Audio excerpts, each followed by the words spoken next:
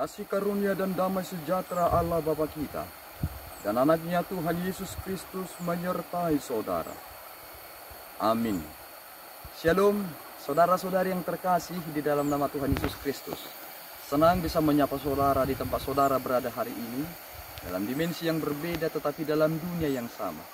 Sebagai insan yang diciptakan untuk Tuhan, sebelum kita melakukan rangkaian aktivitas kita pada hari ini, marilah kita mengawalinya dengan mendengarkan firman Tuhan.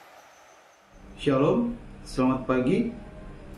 Firman Tuhan pada pagi hari ini kita ambil dari kitab 1 Petrus pasalnya yang keempat ayat 13.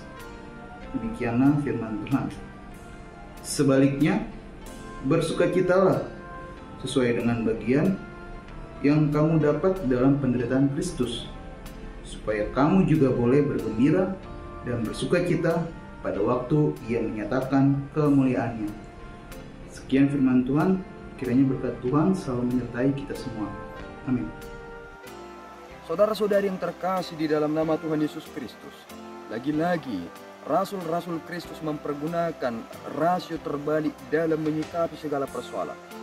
Jika orang dalam kedagingannya hidup, maka sifat-sifat duniawi adalah sesuatu yang ingin melawan sesuatu dengan apa yang ia terima.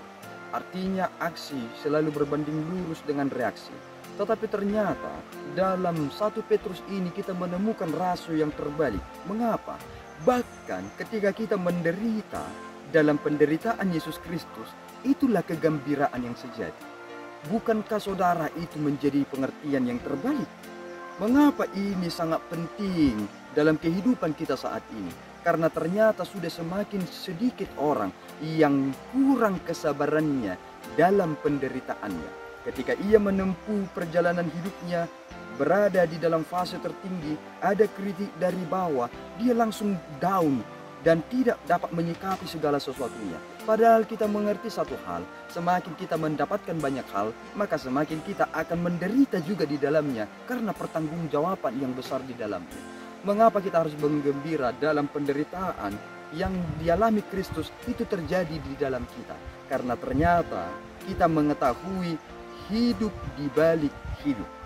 Apa itu hidup di balik hidup? Jika kita akan berakhir dari dunia ini, kita akan bertemu dengan Dia yang kita muliakan itu. Dan di sanalah kebahagiaan sejati. Ketika Dia berkata kepadaku, masuklah hambaku yang setia. Bukankah saudara menanti-nantikan ini dalam hidup saudara? Ketika seorang pemimpin tertinggi di Indonesia ternyata memanggil saudara masuk ke dalam, bukankah itu kehormatan yang tertinggi? Ketika mata setiap orang melihat dan saudara dipanggilkan untuk masuk ke dalam, bukankah itu melebihi kekayaan yang saudara pernah temukan dalam hidup ini? Maka demikian jugalah kegembiraan kita, karena penderitaan di dalam Kristus bukanlah penderitaan yang tiada artinya. Malahan penderitaan di dalam Kristus akan memberikan hal yang terbaik bagi orang-orang yang saudara layani. Tuhan memberkati kita berdoa. Ya Allah Tuhan kami bersyukur atas anugerah-Mu. Terima kasih Bapa atas pengertian yang Tuhan beri lewat rasul-rasul yang telah Engkau pilih.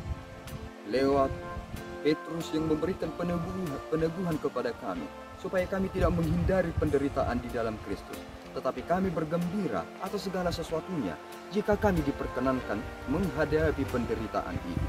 Kiranya Engkau Tuhan dimuliakan dalam kelemahan kami. Dalam Yesus kami berdoa dan mengucap syukur. Anugerah Tuhan kita Yesus Kristus, kasih setia Allah Bapa, dan persekutuan Roh Kudus menyertai saudara. Amin.